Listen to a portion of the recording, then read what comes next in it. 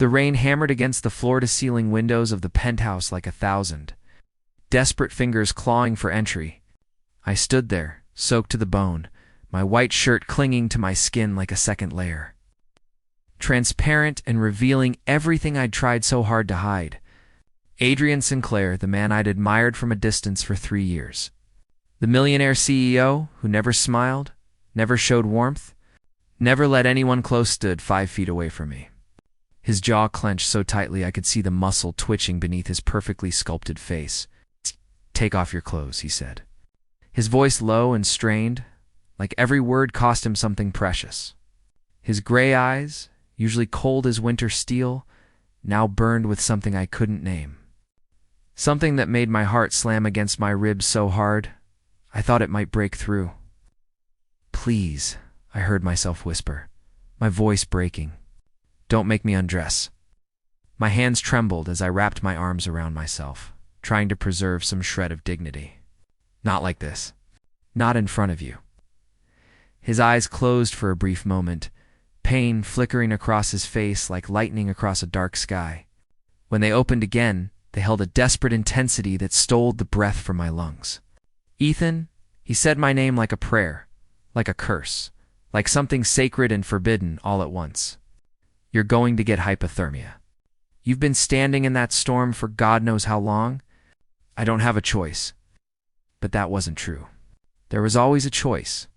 And the choice he was making right now, in this moment, would change everything between us forever. I could see it in the way his hands fisted at his sides, fighting some internal battle I didn't understand. I could feel it in the charged air between us. It's electric and dangerous and absolutely terrifying. Because Adrian Sinclair didn't care about people. He didn't do things out of kindness or concern. He was a machine wrapped in expensive suits, a calculator with a heartbeat. A man who'd built an empire on cold logic and ruthless decisions. Everyone knew that. I knew that. So why were his hands shaking? The first time I saw Adrian Sinclair, I was 22 years old and absolutely certain I had my entire life figured out. I was wrong about everything, but I didn't know it yet. That blissful ignorance would last exactly 17 seconds, the amount of time it took for him to walk into the conference room where I sat waiting for my first day orientation at Sinclair Industries. He didn't look at me, didn't acknowledge my existence. He simply moved through the space like a force of nature. All sharp angles and controlled power, his presence sucking the oxygen from the room. He wore a charcoal suit that probably cost more than my entire year's rent.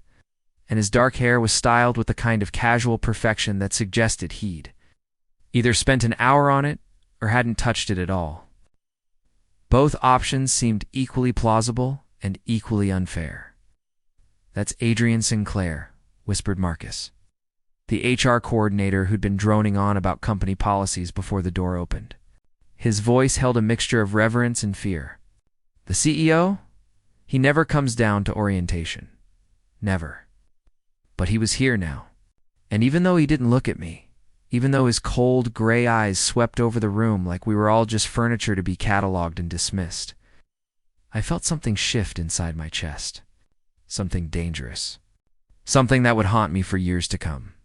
He spoke for exactly 4 minutes. His voice was deep and measured, each word chosen with surgical precision. He talked about excellence, about commitment, about the kind of ruthless perfection he expected from everyone who wore the Sinclair Industries badge. He talked about success like it was the only thing worth pursuing.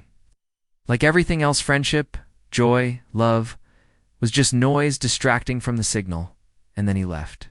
Just like that.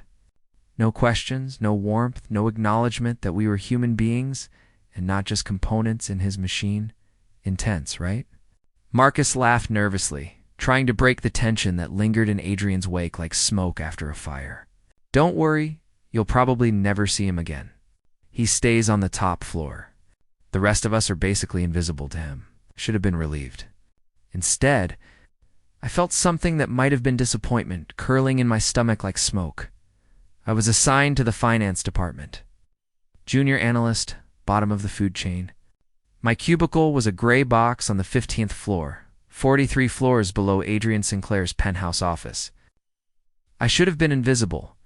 I should have spent my days buried in spreadsheets and financial models, never crossing paths with the man who'd somehow managed to imprint himself on my consciousness in 4 minutes flat. But fate, apparently, had a twisted sense of humor. 2 weeks into my job, I was working literally late, the kind of late where the cleaning crew had already come and gone, and I was alone with the humming fluorescent lights and my stubborn determination to prove I belonged here. I was so absorbed in the financial projections I was building that I didn't hear the elevator doors open, didn't hear footsteps approaching, didn't realize I wasn't alone until a voice, cold and sharp as ice, said, "Who are you?" I jerked my head up so fast I nearly gave myself whiplash. Adrian Sinclair stood 10 feet away, his suit jacket gone, his tie loosened, the first 3 buttons of his white shirt undone. He looked tired, human, almost vulnerable in a way that made my chest tighten inexplicably. Ethan, I managed to say, my voice coming out steadier than I felt. Ethan Pierce. I'm a junior analyst in finance. His gray eyes studied me with an intensity that made me feel like he was reading every secret I'd ever kept. It's 11:30 at night.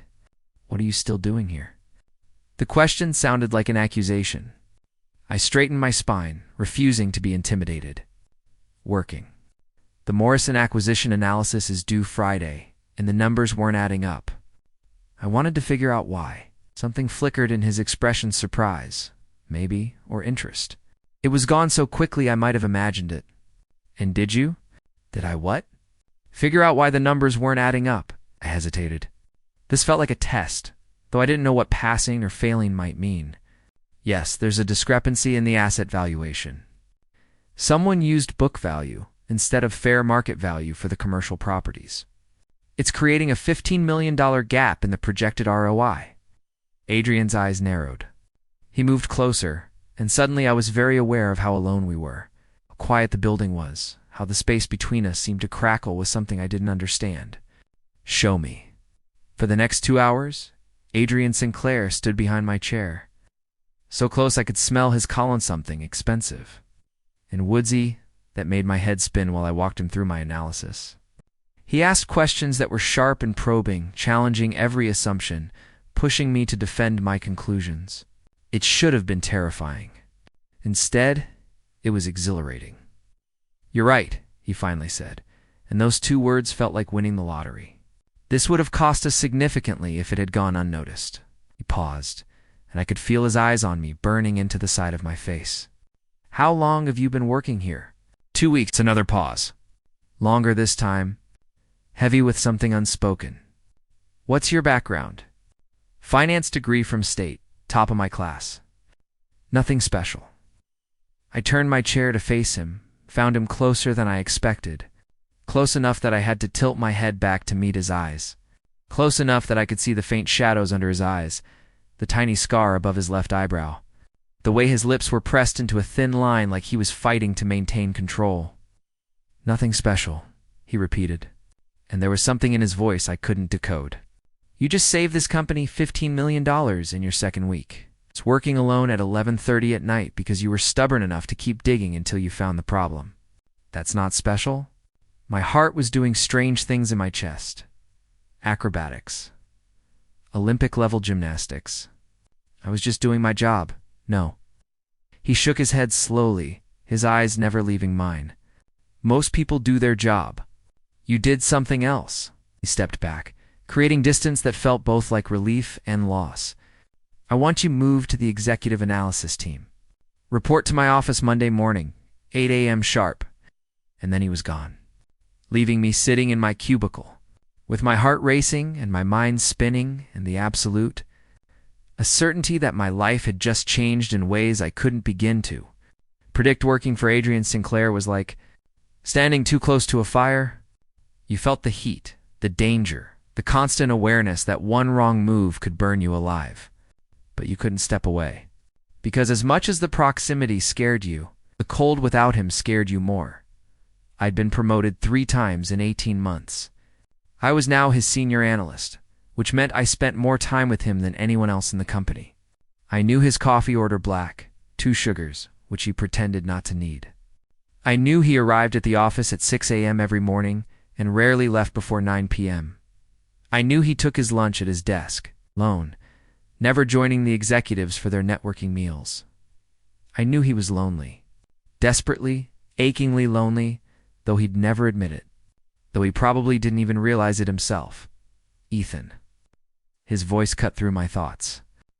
We were in his office, me sitting across from him at the massive mahogany desk that seemed designed to create distance. Him reviewing the quarterly reports I'd prepared.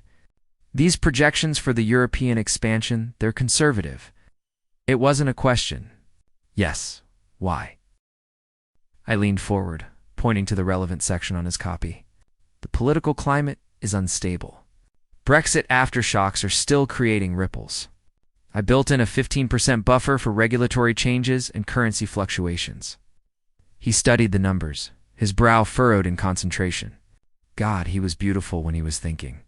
Not handsome in the conventional sense, his features were too sharp, too angular, his expression too severe. But there was something about the intensity of his focus, the way he gave everything his complete attention, that made it impossible to look away. It's smart, he finally said. Too smart for someone your age. I'm 23 exactly. He looked up, and for just a moment our eyes met and held. Something passed between us, recognition, understanding.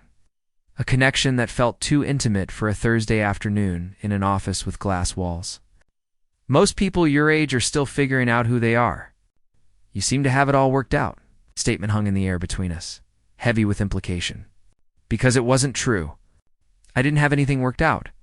Especially not the way my pulse jumped whenever he was near. The way I found excuses to work late, hoping he'd need something from me. The way I'd started dreaming about him in ways that left me waking up breathless and confused and terrified of what it meant. I should go, I said abruptly, standing. Unless you need anything else? His eyes held mine for a beat too long. No, thank you, Ethan.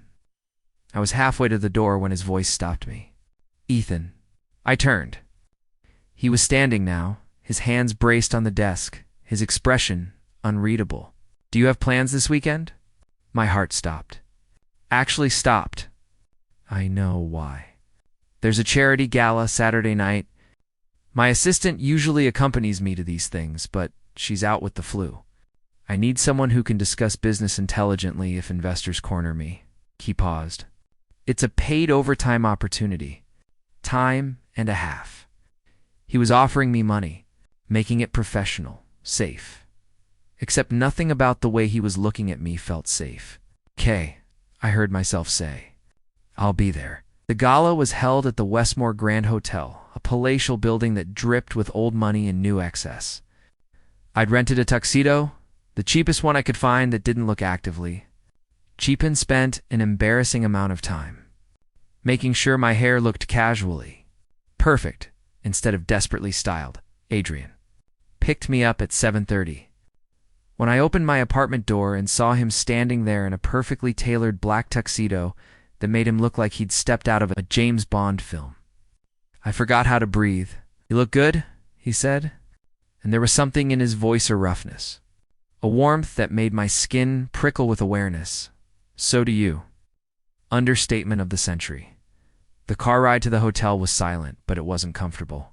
It was charged, heavy with things neither of us was saying. I kept my eyes on the window, watching the city lights blur past, hyper-aware of him sitting 18 inches away, of the way his cologne filled the enclosed space, of how badly I wanted to close that 18 inches and damn the consequences. The gala was exactly what I expected: hundreds of people in expensive clothes, drinking expensive champagne, and pretending to care about whatever charity was being honored tonight. Adrian navigated it with practiced ease, his public persona so different from the intense, focused man I knew from the office.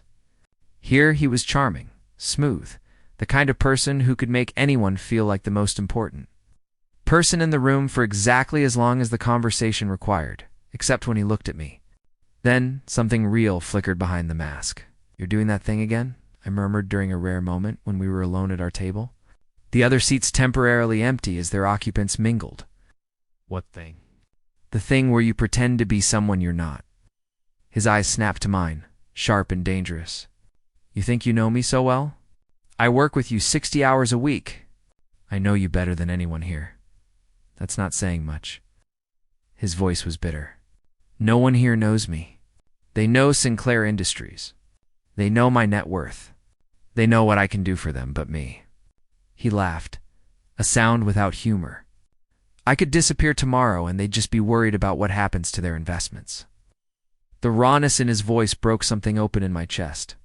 That's not true, isn't it? I'd care. The words came out before I could stop them. If you disappeared, I'd care. He stared at me, and in his eyes I saw surprise, vulnerability, and something that looked dangerously like hope. Ethan. Mr. Sinclair. A booming voice shattered the moment. A red-faced man in an ill-fitting tuxedo appeared at Adrian's elbow, already half-drunk, already talking. Just the man I wanted to see. I have an investment opportunity that's going to blow your mind. Adrian's mask slid back into place so quickly, I almost wondered if I'd imagined the vulnerability. But as he turned to engage with the investor, his hand found mine under the table just for a second. Just a brief squeeze that said, "Thank you, I see you." This matters before letting go and becoming untouchable again. That touch haunted me for weeks. The Seattle project was supposed to be simple. 6 weeks on site, overseeing the acquisition of a tech startup that Sinclair Industries wanted to absorb. Adrian asked me to lead at a huge responsibility, a massive vote of confidence, and a chance to prove I was more than just his analyst. It was also 6 weeks away from him. And I was pathetically aware of how much that bothered me. "You'll do great," he said the night before I left. We were in his office, of course we were. Where else would we be? Going over the final details. It was past midnight, and we were both exhausted, the kind of tired that makes everything feel slightly unreal. What if I mess it up? I didn't usually voice my insecurities, but something about the late hour and the impending distance made me reckless. "You won't. But what if I do?" He looked at me then, really looked at me, with an intensity that made me feel pinned in place, like a butterfly in a collection. "Ethan, do you know why I chose you for this? Because I'm good with numbers?" No, he stood, came around the desk, sat on the edge of it so we were eye level. So close I could see the flecks of blue in his gray eyes, could count his eyelashes if I wanted to. "Because I trust you. Because in 2 years you've never let me down. Not once. Not in any way that matters." My throat felt tight. That's a lot of faith to put in someone, I know. His voice dropped to barely above a whisper. "I don't give it easily." We sat there, inches apart, the silence stretching between us like a living thing. His eyes dropped to my mouth. Just for a second. Just long enough for me to notice, for my breath to catch. For every cell in my body to scream at me to close the distance. But he was my boss, my mentor, the man who'd given me every opportunity I had.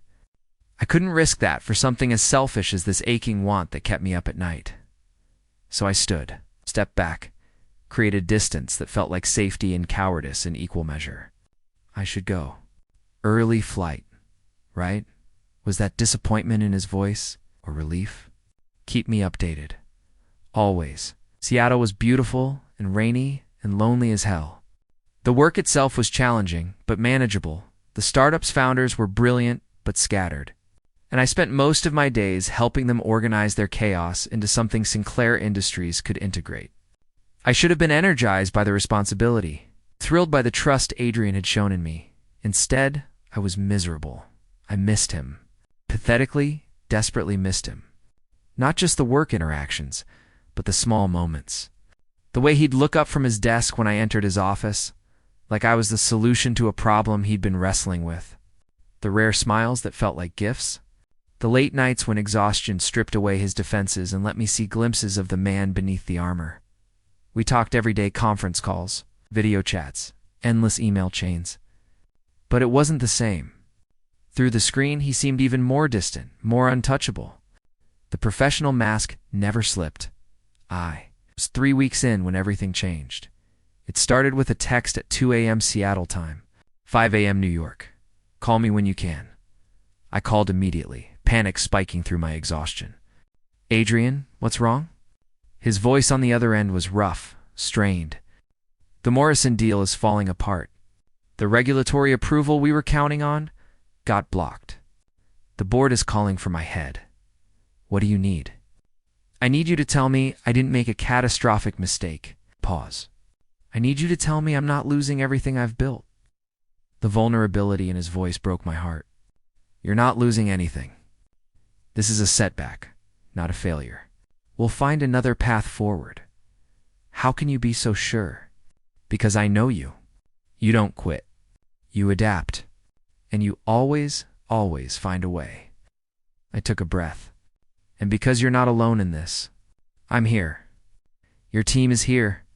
We'll figure it out together. Silence stretched between us. Then, so quietly I almost missed it. I miss you. My heart stopped. Started again. Racing. What? I miss you.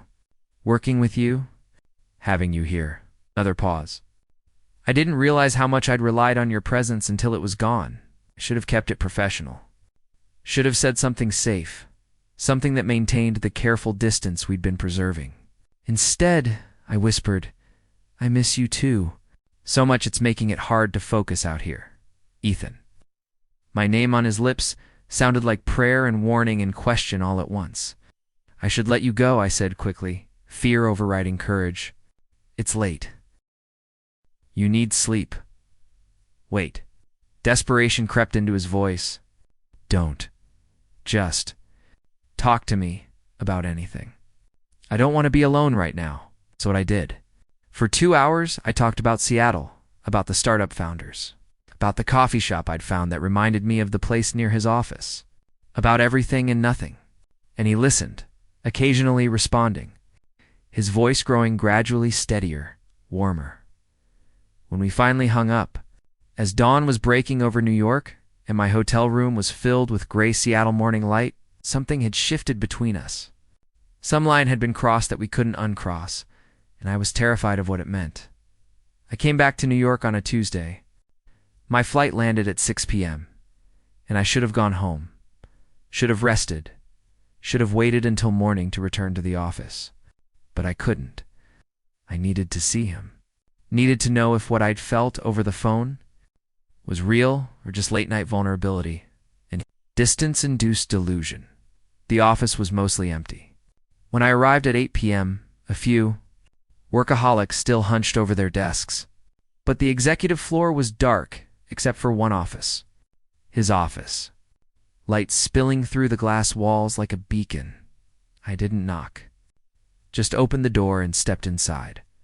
Adrian was at his desk. Shirt sleeves rolled up, tie discarded, hair disheveled in a way that suggested he'd been running his hands through it. He looked up when I entered, and something in his expression, surprise, relief, joy, fear made my chest ache. Ethan, he stood, and I could see the exhaustion in every line of his body. I thought you weren't coming back until tomorrow. I couldn't wait. The honesty felt dangerous and necessary. How are you? The Morrison deal, we restructured it. Different approach, smaller scale, but viable. The board calmed down. He moved around the desk, came toward me, stopped 3 feet away like there was an invisible barrier between us. I'm fine. You don't look fine. Neither do you. We stood there, staring at each other across 3 feet that might as well have been 3 miles. The air between us was so charged I could feel it prickling against my skin. Every instinct screamed at me to close the distance, to reach for him, to take the risk I'd been too scared to take for 2 years. Adrian. I started, not knowing how to finish. His voice was rough. Whatever you're about to say, don't. Because if you say it, everything changes. And I don't know if I can handle that change. What if I want things to change? His eyes closed. A muscle in his jaw twitched. You don't know what you're saying. I know exactly what I'm saying. Courage, reckless and desperate, flooded through me. I've known for months, maybe longer. I just didn't know how to admit it to myself, let alone to you. Ethan, I'm in love with you. The words came out in a rush, tumbling over each other in their urgency to be said. I'm completely, hopelessly in love with you. And I know it's inappropriate and unprofessional and probably 100 other things that make it impossible. But I can't keep pretending I don't feel this way. Not after 6 weeks of missing you so badly it hurt to breathe. Not after realizing that every good thing in my life for the past 2 years has somehow involved you. Silence. Absolute, crushing silence. Adrian stared at me with an expression I couldn't read, his face gone pale, his hands clenched into fists at his sides. "Say something," I whispered. "Please, I can't." His voice was barely audible. "I can't give you what you want." Rejection hit like a physical blow. "Why not?" "Because I'm your boss." "Because you're 25 and I'm 32? "Because I've spent my entire life building walls to keep people out, and I don't know how to let them down." Because his voice cracked. "Because you deserve someone who knows how to love properly, and I'm not sure I even know what that means." That's bullshit. Anger, hot and fierce, replaced the hurt. "You think I care about any of that?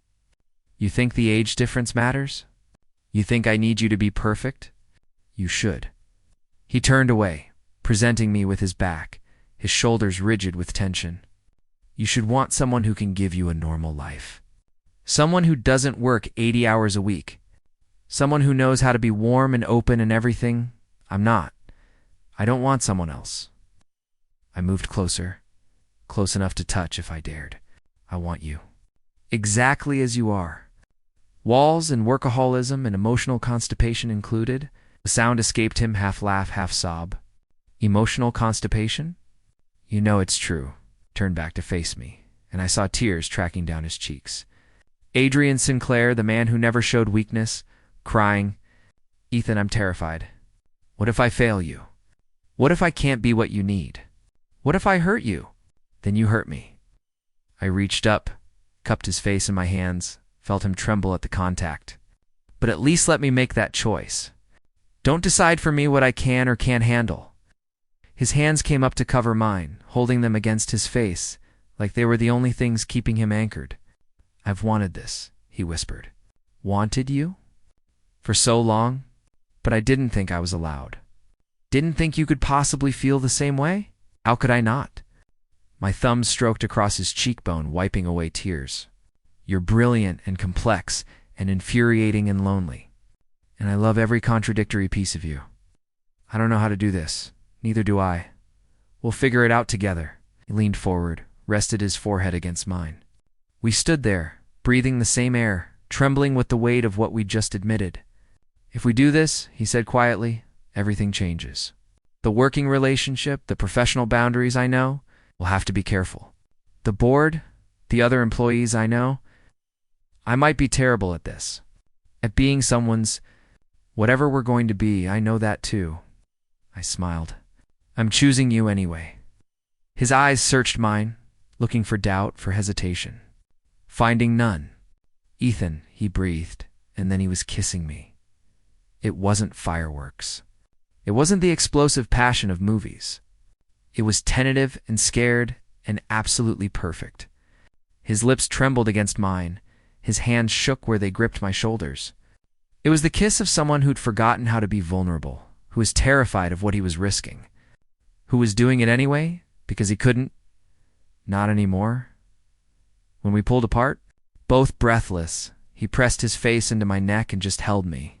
Held me like I was the only solid thing in a shifting world. And I held him back, feeling the careful walls he'd built crumbling in my arms. Letting him be vulnerable in a way I suspected he rarely allowed. "I'm still scared," he murmured against my skin. "Good, me too. We'll be scared together." Dating Adrian Sinclair was nothing like I'd imagined. It was harder, more complicated, more frustrating. It was also more rewarding, more tender, more real than any fantasy I'd constructed.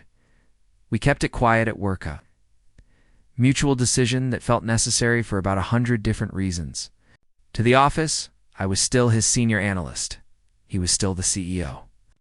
And our late-night meetings were still about business. But behind closed doors, in his penthouse or my cramped apartment, we were learning how to be together. It was a slow process. Adrian had spent so long being alone that intimacy terrified him. He'd pull back when things got too close, too real. He'd retreat into work, into the safe space, where he knew how to excel. And I'd have to be patient. Had to remind myself that loving someone with walls meant accepting that. Sometimes those walls would go back up, but there were moments. God, there were moments, like the night he cooked for me badly. Burning the pasta and setting off the smoke, Alarman laughed at his own incompetence, instead of pretending perfection. Like the morning I woke up to find him watching me sleep, his expression so tender it made my heart ache. Like the time he called me in the middle of a board meeting just to hear my voice when the pressure got too intense. Like the night he finally said, "I love you." His voice breaking on the words like they were being torn out of him. Like he'd been holding them in for so long, they'd become painful. We were in his penthouse, storm raging outside, and we'd been arguing about something stupid he couldn't remember to take breaks. I'd gotten frustrated with his neglect of basic self-care. It had escalated, gotten heated until we were both shouting things we didn't mean, and then he'd stopped mid-sentence and stared at me with such intensity, I froze. "I love you," he said into the sudden silence. "I'm arguing with you because I love you. I'm terrible at this because I love you. I'm scared every single day that I'm going to mess this up because I love you so much. It terrifies me." I couldn't speak, couldn't breathe. "And I know I'm difficult," he continued, words spilling out now like a dam had broken.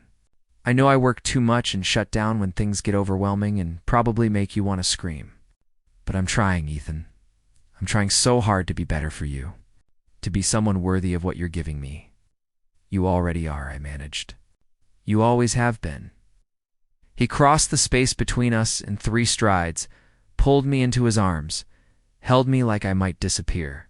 "How did I get so lucky?" he whispered into my hair. "We both got lucky. But life, as it turns out, had other plans." The trouble started with a rumor. Just whispers at first, speculation about why the CEO spent so much time with his analyst, why they were always together, why Adrian Sinclair, who never showed favoritism, seemed to give one employee preferential treatment. Then, James fucking Morrison, the same investor whose deal had nearly fallen apart months ago, decided to make it his personal mission to dig into Adrian's private life. You're now looking at the Jungfrau in the Swiss Alps, standing at 4,158 meters. It's one of Europe's most iconic snow-covered peaks. From here, you can admire glaciers, valleys, and lakes, an unforgettable panoramic view. Riding the cogwheel train to the top of Europe is a once-in-a-lifetime experience. Whether hiking in summer or skiing in winter, this is a paradise for nature lovers. We never figured out why. Revenge for feeling slighted. Homophobia? Boredom? It didn't matter.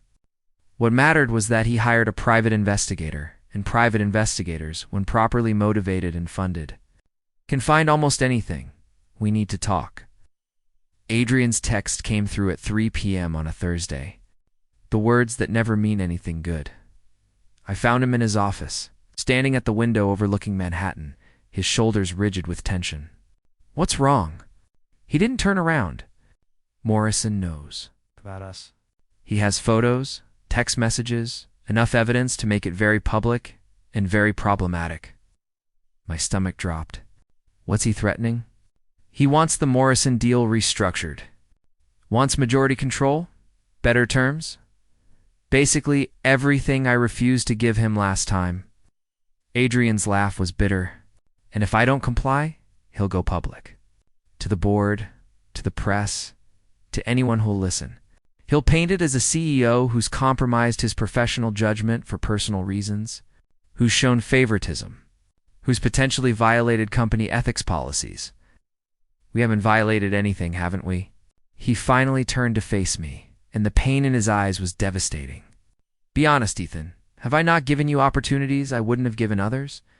Have I not been influenced by my feelings for you?" "That's not it is." He cut me off. "And Morrison knows it. And he's going to use it to destroy everything I've built. Unless..." The word hung between us like a guillotine blade. "Unless what?" I asked, though I already knew. "Unless we end this. Publicly, you transfer to a different department, or better yet, a different company. We make it clear that whatever was between us is over. that it was a brief lapse in judgment that's been corrected. Each word felt like a knife sliding between my ribs. You want to break up? I don't want anything. His voice broke. But I don't see another choice. If we stay together, Morrison wins. He'll destroy my reputation, destabilize the company, and probably get you blacklisted from every major corporation in New York. If we end it. If we make it clear it's over, he loses his leverage. So we let him win anyway. It's anger, hot and fierce, flooded through me. We let him dictate our lives because he's a bigoted asshole with too much money and not enough morality. We protect what we've built. Both of us. Your career, my company. I don't give a damn about my career. I was shouting now, not caring if anyone heard through the glass walls. I care about you, about us. And you want to throw that away because some vindictive bastard is threatening to make things difficult. It's not just difficult, Ethan. It's devastating. For both of us, then let it be devastating. Tears were streaming down my face now. Let them talk. Let the board be upset. Let Morrison do his worst. At least we'll have each other. You're being naive, being brave. There's a difference. I moved closer, grabbed his arms, forced him to look at me. Adrian, we've spent 6 months building something real. Something that matters. And yes, it's messy and complicated and sometimes really fucking hard. But it's ours. And I'm not giving it up because someone's trying to use it as leverage. I'm trying to protect you. I don't need protection. I need you. Just you. Exactly as you are. For however long we have, his face crumpled. He pulled me against him, buried his face in my neck. I felt his tears hot against my skin. Felt him trembling. I don't know how to fight this. Yes, you do. I held him tighter. You face it head on. You stop hiding. You stop being ashamed of who you love. I pulled back, looked him in the eyes. You choose me? Not because I'm asking you to, but because you want to. Adrian called an emergency board meeting for the following Monday. He didn't tell me what he planned to say, just asked me to be there, to sit in the back of the room, to be his anchor. I watched him stand at the head of the table, facing 12 board members who controlled his fate, and felt my heart pounding so hard I thought everyone must hear it. I've called you here today to address rumors that have been circulating, he began, his voice steady, despite the tension in his shoulders. Rumors about my personal life and how it may have impacted my professional decisions. The board members exchanged glances. Someone coughed uncomfortably. The rumors are true, Adrian continued. I am in a relationship with one of my employees. Ethan Pierce, my senior analyst. We've been together for 6 months. Shocked silence. Then everyone started talking at once. Adrian raised a hand. The room quieted. Before you respond, let me be clear about a few things. First, our relationship began after Ethan was already in his position. I did not hire him because of any personal interest. Second, I have consistently held Ethan to the same professional standards as every other employee, if anything. Higher standards because I was aware of potential conflicts. Third, Ethan's work speaks for itself. The Seattle acquisition, the Morrison restructure, the European expansion, all projects he led with exceptional competence. That's not the point, said Margaret Chen, the board chair, her voice cold. The point is that you violated company policy. We have ethics guidelines specifically to prevent this kind of situation. I know. Adrian's voice didn't waver, and I take full responsibility for that violation. If the board feels my position is compromised, I will resign, effective immediately. But I will not end my relationship, and I will not allow Ethan to be punished for my decisions. Adrian and I started to stand, to protest, but his look stopped me. However, he continued, before you make any decisions, I want you to consider something. Sinclair Industries' value has increased 43% in the past 2 years. We've expanded into 5 new markets. Employee satisfaction is at an all-time high. Investor confidence is strong. These are facts, measurable results, objective data. My personal life, who I choose to love, has not diminished any of those achievements. If anything, it's made me more effective. Because I'm no longer pretending to be something I'm not. Because I have someone who challenges me, supports me, and makes me better at what I do. He paused, looked directly at Margaret. So yes, I violated policy, and I'm prepared to face consequences for that. But I will not apologize for falling in love, and I will not sacrifice something real and meaningful because it makes people uncomfortable. The silence that followed was deafening. Finally, Margaret spoke. We need to discuss this. Privately, both of you. Please wait outside. The 45 minutes we spent in the hallway were the longest of my life. Adrian paced like a caged animal, his control finally cracking. I sat on the floor, back against the wall, watching him wear a path in the carpet. I shouldn't have put you through this, he said for the 15th time. Stop. I said for the 15th time. Whatever happens, we face it together. When the door finally opened, Margaret's expression was unreadable. Come in. We stood before the board, side by side, and I reached for Adrian's hand. He gripped it like a lifeline. We've made a decision, Margaret said. Adrian, you're right that your personal choices haven't impacted company performance. In fact, the data supports that you've been more effective, not less. However, you did violate policy, and that can't be ignored. My heart sank. Therefore, we're implementing new ethics guidelines. You and Ethan will need to formally disclose your relationship. Ethan will be transferred to a different reporting structure. He'll still work on high-level projects, but under a different supervisor to eliminate any conflict of interest. And you'll both need to attend mandatory ethics training. I couldn't breathe. That's it? We're not fired? Margaret almost smiled. You're too valuable to fire. Both of you. Though, Adrian, if you ever hide something like this again, we will revisit this decision. Understood. Adrian's voice was thick with emotion. Thank you. As we left the boardroom, his hand still in mine, I felt him trembling. We did it, he whispered. We actually did it. You did it, I corrected. You stood up there and fought for us. No, he stopped, turned to face me, right there in the hallway where anyone could see. We did it, together, like everything else. And then he kissed me. In the middle of the executive hallway, in front of the glass-walled offices where anyone could see, it was a statement, a declaration, a promise. We were done hiding. Present day, the storm which brings me back to where I started. Standing in Adrian's penthouse, soaked through from the storm I'd gotten caught in on the way to surprise him with dinner. My white shirt transparent. Him standing there, jaw clenched, ordering me to take off my clothes. Please, I said again, my teeth starting to chatter. Don't make me undress. Not like this, Ethan. His voice was strained. You're shaking. You need to get warm. This isn't. I'm not trying to. He ran a hand through his hair, frustrated. I'm trying to help you not. Not what? Not seduce me? We'd been together for almost a year now. We'd faced boardrooms and bigots and business crises together. We'd built something real and lasting. But there were still lines we hadn't crossed. Still intimacies we'd approached carefully, reverently. I know, I whispered. I know you are. But Adrian, if I take off these clothes right now, with you looking at me like that, I don't think I can keep pretending that I'm okay with how carefully we've been handling each other. His eyes widened. What are you saying? I'm saying I'm cold and soaked and standing in your penthouse where I was coming to surprise you because I missed you. I'm saying that I love you more than I thought it was possible to love anyone. I'm saying that maybe it's time we stopped being so careful. Stop treating each other like we might break. He crossed the space between us in 2 strides. His hands came up to cup my face, his thumbs stroking along my cheekbones. You're freezing, he murmured. Let me help you, please. I nodded, permission and surrender and trust all at once. His hands were gentle as they unbuttoned my shirt, his eyes never leaving mine.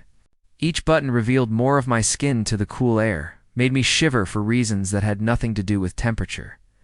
When the shirt finally slid off my shoulders, he immediately wrapped me in the throw blanket from his couch, cocooning me in warmth. Better? His voice was soft, getting there. He disappeared into his bedroom, returned with dry clothes, his clothes, a soft t-shirt, and sweatpants. These will be too big, but at least they're warm. I changed in his bathroom, peeling off my wet jeans, pulling on his clothes that smelled like him. When I emerged, He'd made hot chocolate trio, hot chocolate. Not the instant kind, with marshmallows floating on top. "Come here," he said, settling onto the couch, opening his arms. I curled into him, letting his warmth seep into my bones. We sat in comfortable silence, listening to the rain against the windows, his fingers tracing patterns on my arm. "I'm sorry I panicked," he finally said. "When I saw you standing there, soaked through, all I could think about was getting you warm, making sure you were okay. And when you looked at me like that, like you thought I had ulterior motives, He trailed off. "I didn't think you had ulterior motives," I corrected softly. "I was scared that I did. That seeing you, being here with you, feeling this close, I was scared I wanted more than what we'd been taking. What if I want more too?" My heart stopped. Started again, racing. "Adrian, not tonight," he said quickly. "You're exhausted and cold, and this isn't the right moment. But soon, when we're ready. Both of us." He pressed a kiss to my hair. "I just wanted you to know that I want more, that I want everything with you, that I'm done being careful. If careful means holding back what I feel." I turned in his arms, looked up at him. "Promise?" "Promise." And then he kissed me, soft and sweet and full of every tomorrow we'd fought for the right to have. Epilogue 2 years later, Ethan Pierce. "You are the most stubborn, infuriating, brilliant person I've ever met," Adrian said. Standing in the middle of our living room, in the penthouse, we now shared holding a small velvet box. "That's not news," I replied, trying to keep my voice steady even as my heart threatened to beat out of my chest. "Let me finish." He took a breath. "You're stubborn and infuriating and brilliant. And you're also kind and patient and brave in ways I never learned how to be. You've taught me that being vulnerable isn't weakness, that loving someone doesn't mean losing yourself, that sometimes the scariest thing is also the right thing." He dropped to one knee, and I stopped breathing. "I never thought I'd have this," he continued, his voice rough with emotion. "Never thought I deserved someone who sees all my sharp edges and loves me anyway. Someone who challenges me and supports me and makes me want to be better. Someone who makes me believe in happy endings." He opened the box, revealing a simple platinum band. "Marry me. Not because it makes business sense or because it's the logical next step, but because I can't imagine any future that doesn't have you in it. Because you're my home, my anchor, my reason." Tears were streaming down my face. "You practiced that speech." "I have note cards and everything," he smiled. That rare, genuine smile that still made my heart flip. "Is that a yes? You're really bad at this romantic stuff. You've mentioned it multiple times. Is that a yes?" "Yes, you idiot. Yes, 1,000 times yes." He slid the ring onto my finger with shaking hands, then pulled me down to the floor with him. We sat there, tangled together, laughing and crying and kissing like teenagers instead of successful businessmen in our late 20s and early 30s. "I love you," he murmured against my lips. "Even when you call me an idiot, especially when I call you an idiot," I corrected, and kissed him again. Outside, New York glittered with a million lights, a million stories, a million people looking for connection. But in here, in our home, wrapped in each other's arms, we had everything we needed. We had fought for this, had risked careers and reputations and comfortable lives, had chosen vulnerability over safety, love over fear, together over alone, and it had been worth it. Every moment, every struggle, every terrifying step into the unknown. Because sometimes, the scariest thing you can do is also the most beautiful. Sometimes, the person you least expect becomes your whole world, and sometimes, asking someone to undress during a storm becomes the beginning of forever. D&D, thank you for reading this story. If this story touched your heart, made you feel something, or kept you reading all the way to the end, please like this video. Subscribe to never miss our emotional stories. Comment below, what was your favorite moment? Which scene made you cry? Should I create more stories about Adrian and Ethan? And here's the real question. Should I tell you about their wedding? About the challenges they faced as a married couple? About the family they built Comment part 2 if you want to see what happened next in their journey. Your support means everything and helps me create more meaningful LGBTQ+ stories. Thank you for being part of this community where love always wins.